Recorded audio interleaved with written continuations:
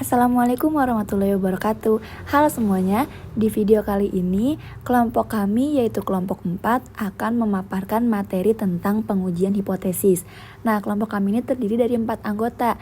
Yang pertama ada Dara Aprilianti, yang kedua ada Dias Afriza, yang ketiga ada Hulu Warikoh Wulandari, dan yang terakhir ada Najwa Dwi Nur Amini. Oke teman-teman, tanpa berlama-lama kita langsung masuk ke pembahasannya. Materi pertama yaitu materi tentang definisi hipotesis, hipotesis statistik, dan uji hipotesis. Jadi, hipotesis adalah dugaan. Hipotesis statistik merupakan dugaan tentang parameter. Dan sebelumnya kita sudah membahas apa itu parameter. Parameter adalah ukuran-ukuran yang diperoleh dari populasi. Contohnya yaitu rata-rata atau mu, varians atau sigma kuadrat, dan proporsi atau P. Dikarenakan hipotesis statistik ini merupakan dugaan, maka diperlukan pengecekan apakah hipotesis statistik ini dapat diuji secara empiris, yaitu pengujian berdasarkan data sampel acak. Nah, pengujian dengan data sampel acak ini yang terkait dengan dugaan parameter populasi disebut dengan uji hipotesis. Oke, selanjutnya saya akan menjelaskan mengenai manfaat dari uji hipotesis. Yang pertama, itu sebagai dasar pengambilan keputusan yang objektif. Artinya, uji hipotesis ini membantu kita dalam mengambil keputusan berdasarkan data dan analisis statistik gitu, berdasarkan fakta yang ada, bukan ngawang-ngawang, bukan hanya berdasarkan opini atau perkiraan-perkiraan saja gitu.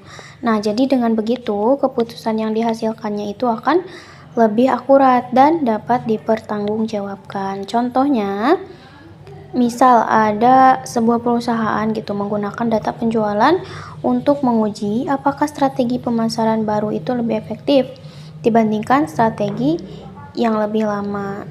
Nah, bisa menggunakan uji hipotesis sehingga keputusan yang diambilnya itu benar-benar berdasarkan hasil analisis, bukan berdasarkan opini semata gitu.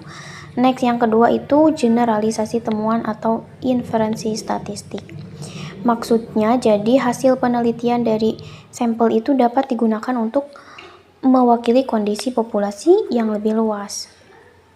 Misalnya, dari penelitian terhadap 100 pelanggan nih, kita bisa nyimpulin tingkat kepuasan dari seluruh pelanggan tersebut gitu.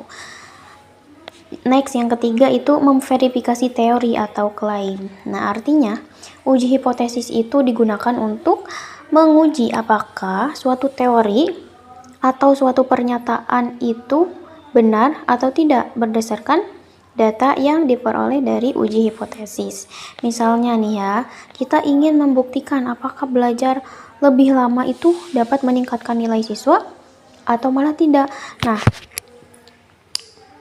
hal tadi itu bisa kita uji menggunakan uji hipotesis.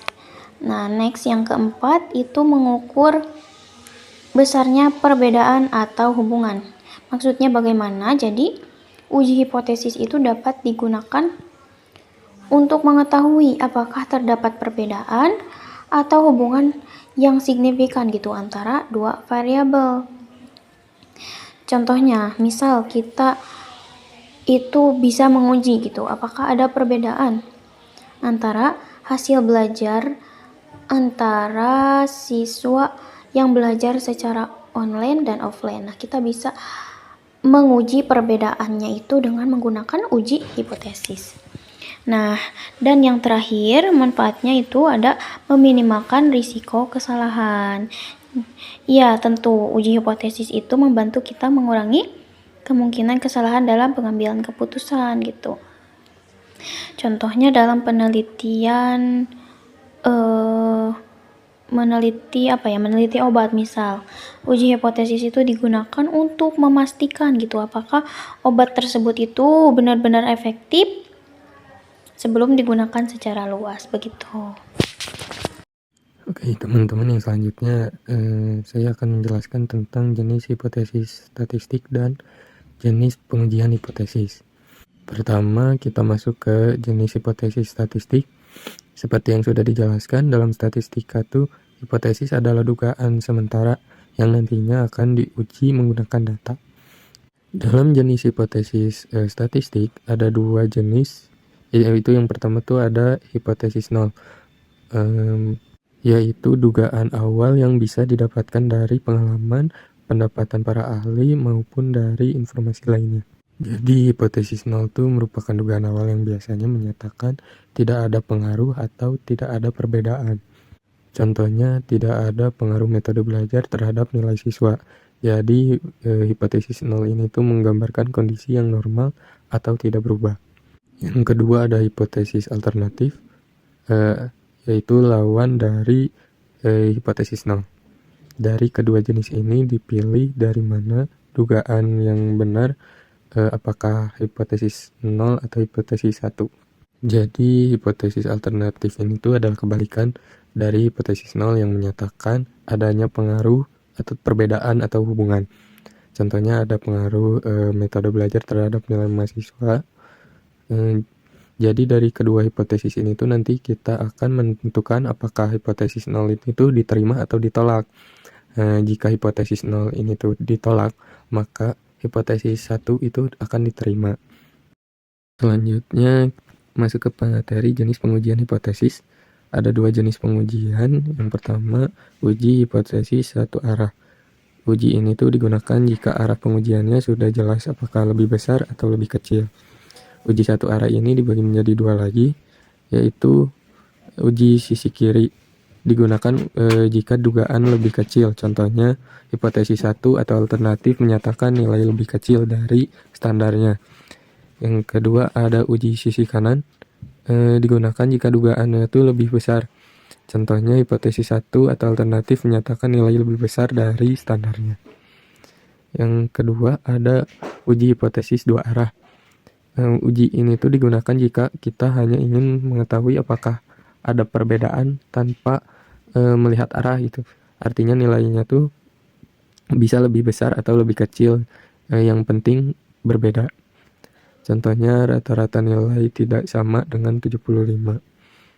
Jadi kesimpulannya hipotesis ini tuh terdiri dari hipotesis 0 dan hipotesis 1. Dan pengujiannya bisa menggunakan uji satu arah atau dua arah, itu tergantung dari tujuan penelitian. Oke, selanjutnya di sini saya akan menjelaskan tentang cara menentukan hipotesis 0 atau H0 dan hipotesis alternatif atau H1 dalam uji hipotesis statistik. Dalam pengujian hipotesis terdapat dua bagian utama, yaitu H0 atau hipotesis 0 yang biasanya menyatakan tidak ada perbedaan atau kondisi awal, sedangkan H1 atau hipotesis alternatif yang merupakan pernyataan yang ingin kita uji kebenarannya. Langsung ke contoh yang pertama, menurut seorang ahli, rata-rata pengeluaran penduduk kurang dari 3 juta rupiah per bulan. Maka H0-nya itu mu, atau kata lainnya rata-rata lebih dari sama dengan 3 juta. Sedangkan H1-nya rata-rata kurang dari 3 juta. Karena pada H1 menggunakan tanda kurang dari, maka ini termasuk uji satu arah kiri. Contoh yang kedua, menurut dokter, proporsi penderita kanker paru-paru akibat merokok lebih dari 30%. Maka H0-nya atau proporsi kurang dari atau sama dengan 30%. Dan H1-nya proporsi lebih dari 30%. Karena H1 menggunakan kata lebih dari, maka ini termasuk uji satu arah kanan. Dan contoh yang ketiga, rata-rata detak jantung adalah 60 kali per menit, maka H0 rata-rata sama dengan 60 dan H1-nya rata-rata tidak sama dengan 60. Karena H1 menggunakan tanda tidak sama dengan, maka ini termasuk uji dua arah. Sekian video penjelasan yang dapat kelompok kami sampaikan. Mohon maaf atas segala kekurangannya. Wassalamualaikum warahmatullahi wabarakatuh.